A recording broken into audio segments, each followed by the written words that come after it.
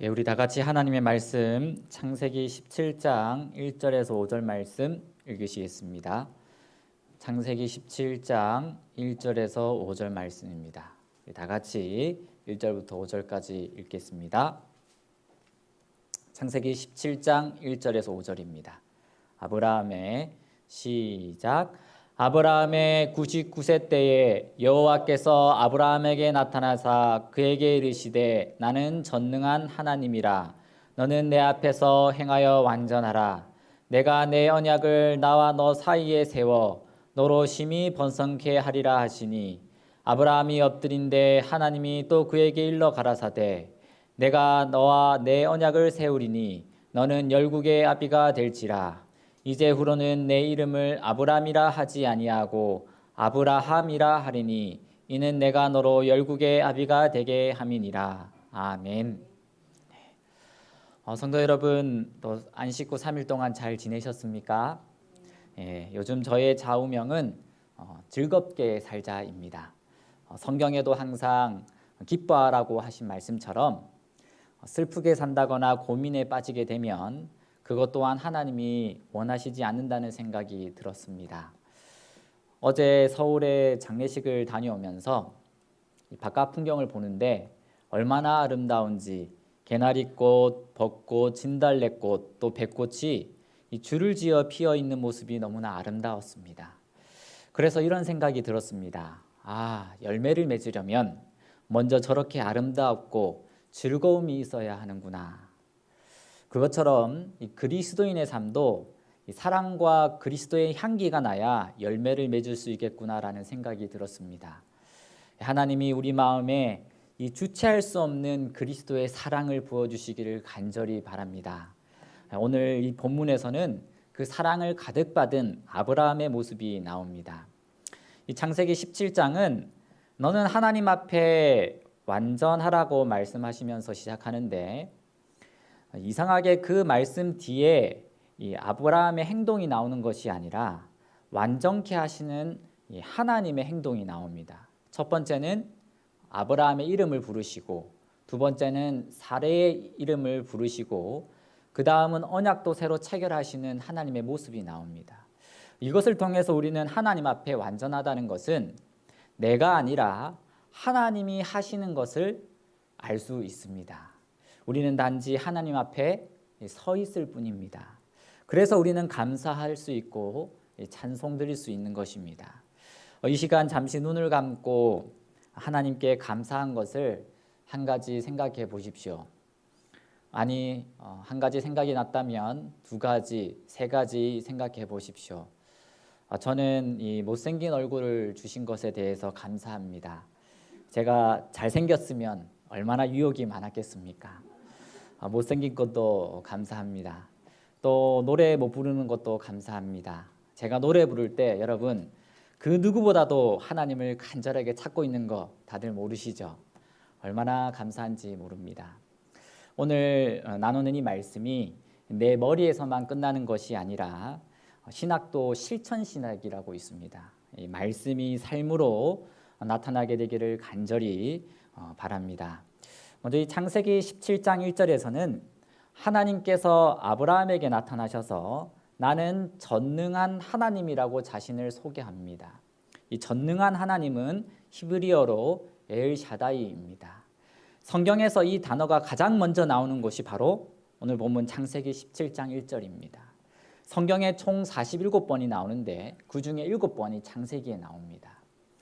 이 모든 하나님의 풍부한 은사와 능력을 강조하고 있습니다. 엘은 강한 능력, 막강한 힘 있는 자 또는 능력을 의미하고, 샤다이는 모든 것이 풍부한 뜻입니다. 엄마가 젖 먹는 아들을 따뜻한 품에 안고 편안히 보살피는 것처럼 하나님이 당신의 자녀를 돌보시겠다고 약속하시는 겁니다. 그래서 이사야 66장 11절에서 12절에 보면 너희가 젖을 빠는 것 같이 그 위로하는 품에서 만족하겠고 젖을 넉넉히 빤 것 같이 그 영광의 풍성함을 인하여 즐거워하리라.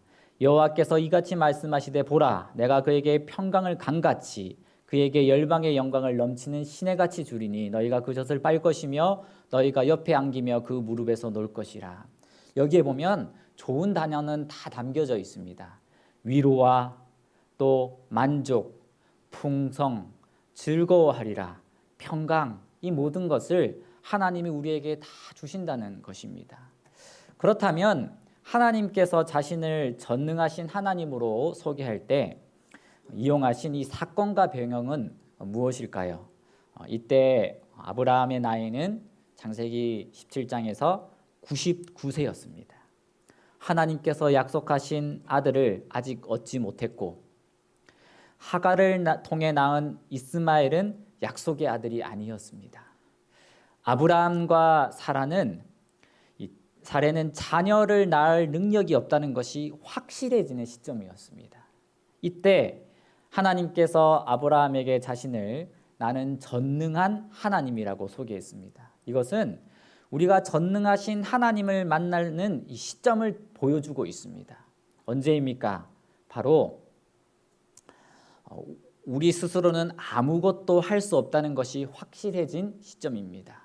누가 봐도 사람의 힘이나 지혜나 능력이 아닌 오직 하나님께서만 일하실 수 있는 시점이 될 때에 하나님은 자신을 전능하신 하나님이라고 나타내십니다.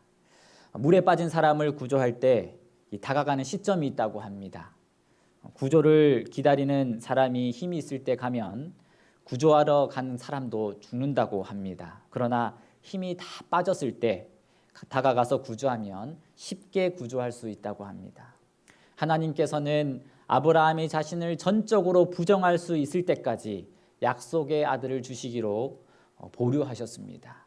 우리가 드리는 기도가 응답되지 않는 것은 우리가 자신을 아직 의지하고 있기 때문일 가능성이 높습니다. 우리의 무능과 무지를 온전히 고백할 때 하나님은 우리에게 전능하신 분이 되실 수 있습니다. 그러면 이 전능하신 하나님께서 창세기 17장에서 아브라함에게 하신 세 가지 말씀을 살펴보겠습니다. 첫 번째로 너는 내 앞에서 행하여 완전하라고 명령하셨습니다. 하나님께서 이런 명령을 하신 까닭은 무엇일까요? SDA 주석은 13년 동안 아브라함은 하나님 앞에서 온전히 행하지 못했기 때문에 이런 명령을 내린 것이다라는 설명을 하는데 이것은 아브라함의 삶에 흠이 없지 않았다는 사실을 나타내는 것일 수도 있습니다.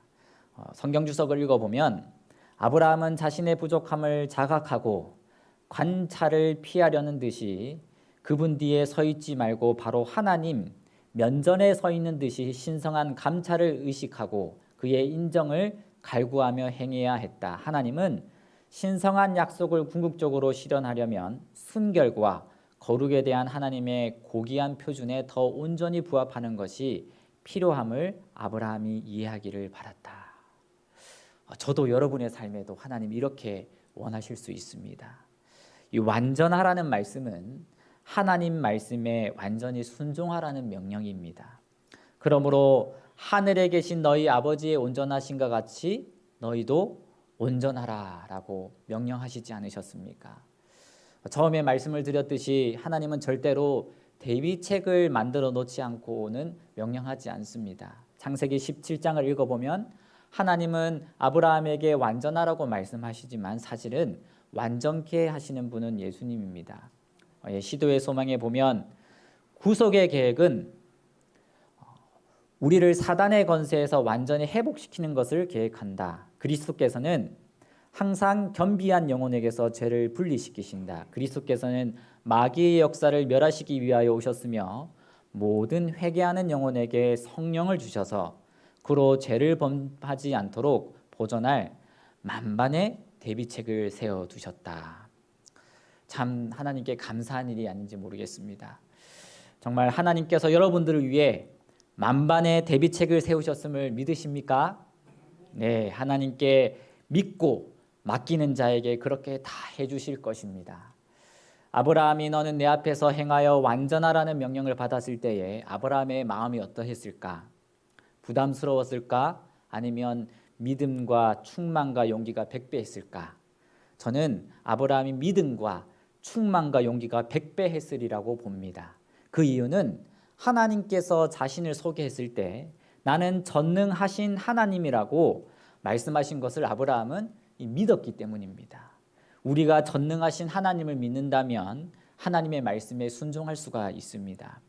하나님의 말씀에 순종하는 것이 불가능하게 보일 때 우리 전능하신 하나님을 다시 한번 믿으시기를 바랍니다. 믿는다면 우리가 약하고 무능할수록 하나님의 전능성은 더욱더 크게 발휘될 것입니다. 두 번째로 전능하신 하나님께서 아브라함에게 하신 말씀은 내가 내 언약을 나와 너 사이에 세워 너로 심히 번성케 하리라고 하신 말씀입니다.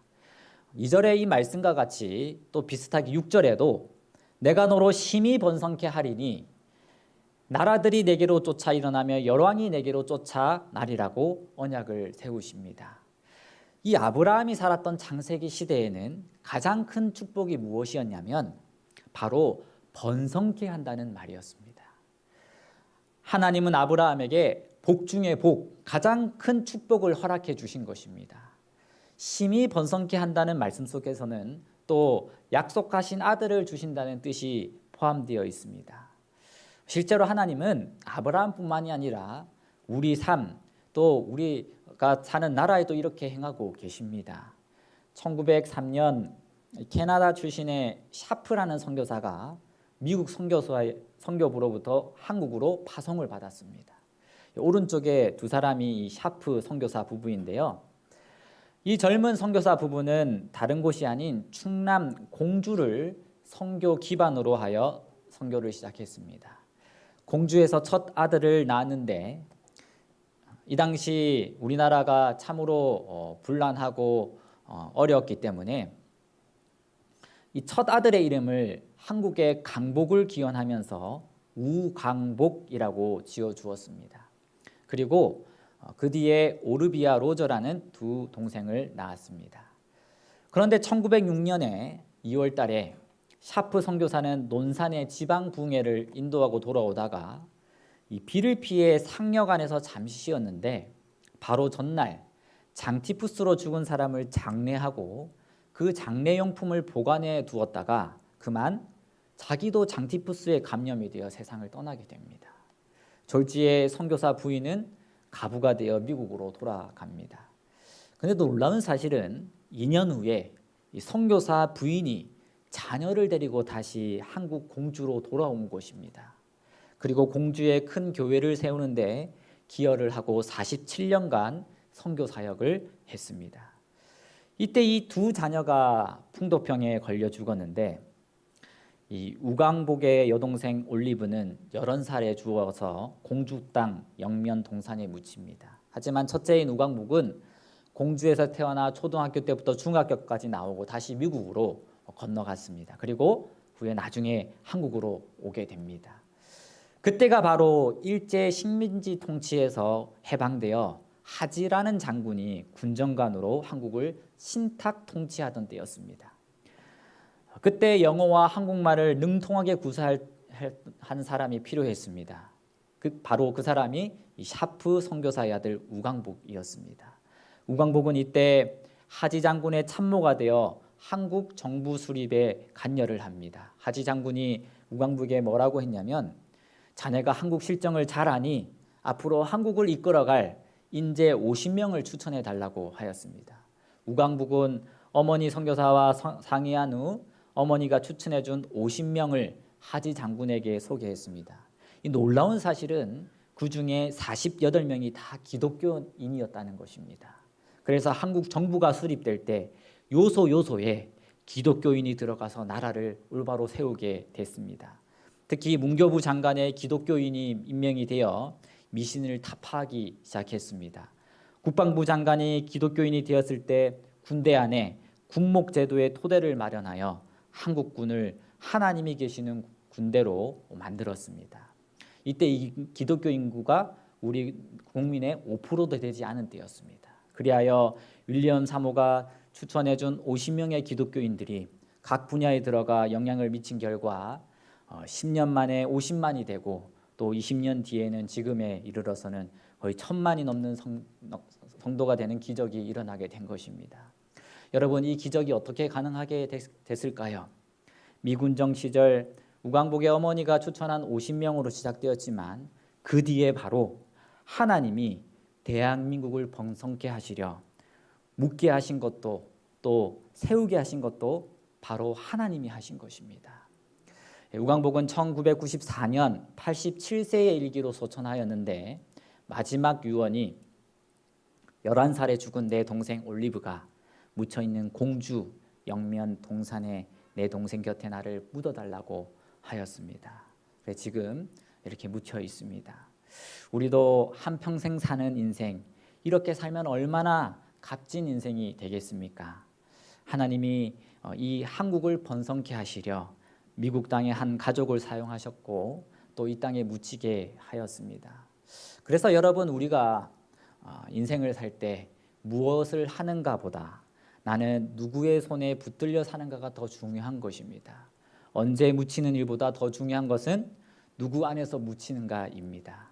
왜냐하면 우리는 하나님이 우리에게 약속해 주시기를 분명히 다시 만나게 될 것이라고 하셨기 때문입니다. 너를 번성케 하리라. 하나님께서 동일하게 저와 여러분의 삶에 은혜와 자비를 베풀어 주실 줄 믿어 의심치 않습니다. 우리의 삶을 낭비하지 마시고 온전히 하나님께 맡기는 저와 여러분이 되시기를 바랍니다. 또 세 번째로 전능하신 하나님께서 아브라함에게 하신 말씀은 너는 열국의 아비가 될지라 라고 하시면서 아브라함의 이름을 아브라함으로 바꾸어 주십니다. 그래서 5절에 보면 아브라함이 아브라함으로 계명이 되었습니다. 아브라함의 뜻은 고귀한 아버지라는 뜻이고 아브라함은 열국의 아비라는 뜻입니다. 아브라함에서 아브라함으로 계명한 것을 두고 어떤 학자는 다음과 같이 이렇게 이야기했습니다. 이름에 23개 내시어야 발음할 수 있는 하를 소리나는 히브리 글자에 첨가함으로 그들의 생명에 당신의 신을 불어넣으신 것이라고 지적했다. 그래서 아브라함은 아브라함이 되었고 사레는 사라가 되었다. 이 계명은 하나님께서 두 노 성도의 마음을 생명의 영으로 충만케 하고 그들의 육신에 활기를 불어 넣어 주셨음을 의미하는 표이다. 그래서 흙으로 만든 아브라함의 코에 생기를 불어 넣으심으로 아담이 생명이 됐듯 아브라함의 이름에 생기를 불어 넣으심으로 아브라함이 되고 열국의 아비가 될 수 있었습니다. 저와 여러분의 이름에도 하나님이 이렇게 해주시기를 간절히 구합니다. 그러면 어떻게 우리는 이 아브라함이 이것을 받은 것처럼 우리도 이 전능하신 하나님의 기운을 받을 수 있을까요? 이 시대의 소망은 이렇게 말을 합니다. 그리스도의 성령에게 마음을 여는 자는 자기 몸을 무덤에서 일으켜줄 전능한 권능에 참여한 자가 된다. 여러분, 우리는 사실 이 성령 하나님을 믿는다고 하면서 삶 속에서는 성령 하나님을 인정하지 않는 삶을 살 때가 많습니다. 여러분, 우리가 성경을 믿고 하나님을 믿지만 이 시대에 우리에게 능력을 베푸시고 우리와 함께 하시는 분이 누굽니까? 방금 하나님 나왔죠. 근데 사실은 정확하게 누굽니까? 성령 하나님입니다. 그렇지 않습니까? 예, 그런데 우리는 자꾸 우리가 설교하면서 말을 하면서 하나님, 예수님을 생각하는데 이 성령 하나님이 하나님과 예수님을 대신해서 하신다는 사실을 잊어버립니다. 그거는 다른 말로 표현하면 성령 하나님을 거역하는 삶이 될 수도 있다고 말할 수 있습니다. 왜냐하면 어떻게 하고 사니까요? 우리가 잊어버리고 사니까요. 그래서 시대의 소망이 우리에게 뭐라고 권고를 하냐면 누구에게 마음을 열라고 합니까? 예, 성령 하나님께 마음을 열라고 얘기를 합니다. 이 그리스도 예수를 향하여 우리가 마음을 열다면 성령 하나님을 통하여 하나님은 우리 모두에게 생명을 불어넣으실 것입니다. 그래서 이 하나님의 호소에 반응하여 마음을 여시고 또 은총을 경험하시는 저와 여러분이 되시기를 바랍니다. 마지막으로 한 얘기를 들려드리면 이제 어느 날 한 부부의 아들이 징집되어 해외에 파병되었습니다. 이 파병한 자녀들을 둔 부모들은 이 자식의 앞날을 예상할 수 없는 상황에서 걱정하여서 하루하루를 보내고 있었습니다.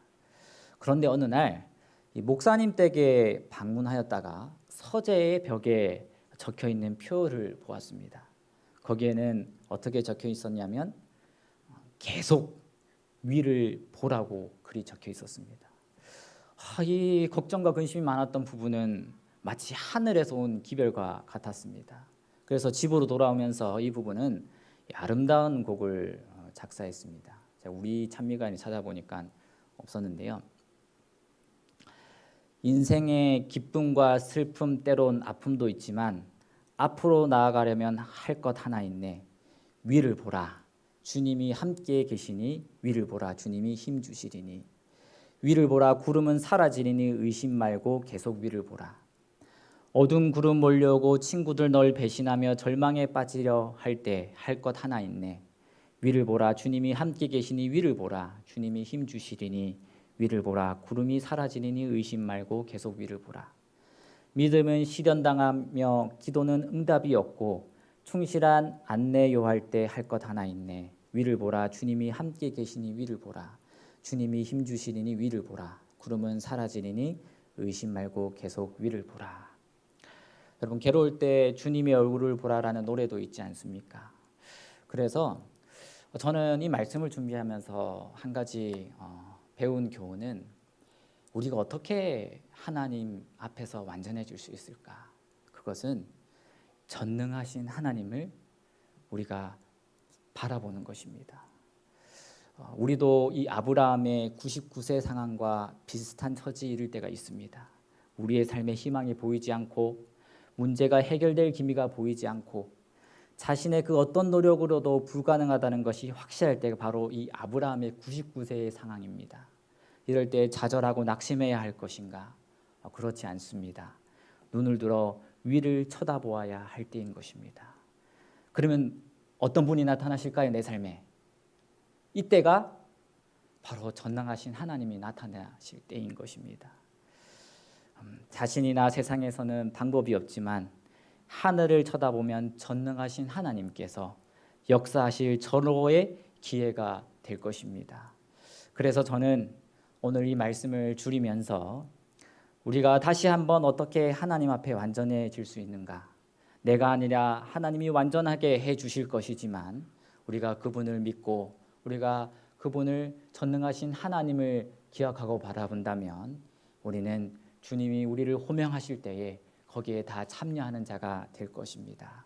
우리의 이 소중한 인생, 한 번밖에 살 수 없는 이 인생을 우리가 고민과 낙심하는 데에 소비하는 것이 아니라 하나님을 바라보며 감사하며 찬양과 영광을 돌리는 우리 저와 여러분이 되기를 간절히 바라며 오늘 말씀 마치겠습니다.